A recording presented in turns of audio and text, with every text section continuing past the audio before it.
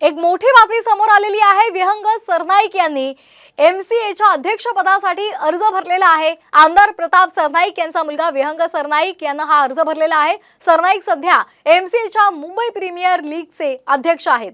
शिंदेच्या शिवसेनेचे आमदार प्रताप सरनाईक यांचे पुत्र विहंगम सरनाईक यांनी मुंबई क्रिकेट असोसिएशनच्या अध्यक्षपदासाठी अर्ज दाखल केलेला आहे। सरनाईक सध्या एमसीएच्या मुंबई प्रीमियर लीगचे अध्यक्ष आहेत। आताची ही महत्त्वाची बातमी आपण पाहतोय। आपण हा फोटो पाहतोय। विहंगम सरनाईक यांनी एमसीएच्या अध्यक्षपदासाठी अर्ज भरलेला आहे। आमदार प्रताप सरनाईक यांचे ते पुत्र आहेत। सरनाईक सध्या एमसीएच्या मुंबई प्रीमियर लीगचे अध्यक्ष आहेत।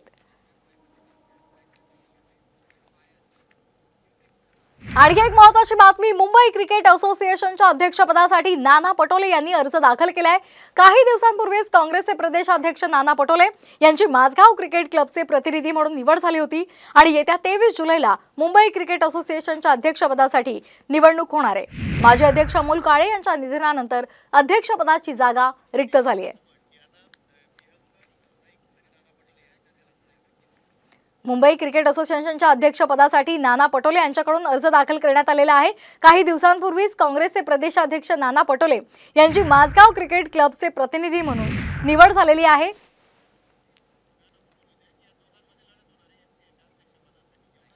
तर या दोघांमध्ये एमसीएच्या अध्यक्षपदासाठी लढत होणार आहे। विहंगम सरनाईक आणि त्याचबरोबर नाना पटोले या दोघांमध्ये ही लढत होणार आहे। मुख्यमंत्री एकनाथ शिंदे यांच्या संवेदनशील स्वभावाचं पुन्हा एकदा दर्शन झालेलं आहे। अधिवेशनासाठी मुख्यमंत्री शिंदे हे ठाण्यावरून निघाले होते। विक्रोळीजवळ त्यांना एका रिक्षाचा अपघात झाल्याचं कळलं आणि त्यानंतर त्यांनी आपला ताफा थांबवला आणि जखमी वृद्ध महिलेला आपल्या ताफ्यातील रुग्णवाहिका दिली। तसंच आपला एक अधिकारी सुद्धा सोबत पाठवून त्या वृद्ध महिलेला रुग्णालयात दाखल करण्याचे निर्देश शिंदेंनी दिले।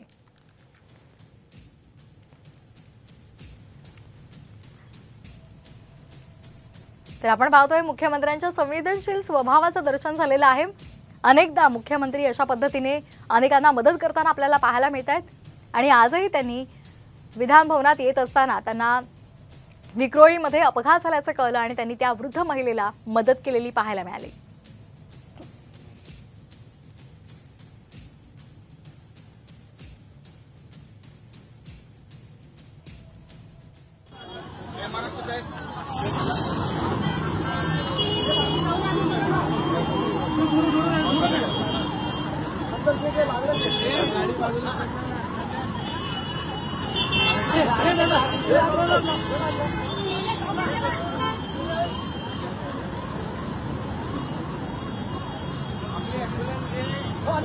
सर्वांनी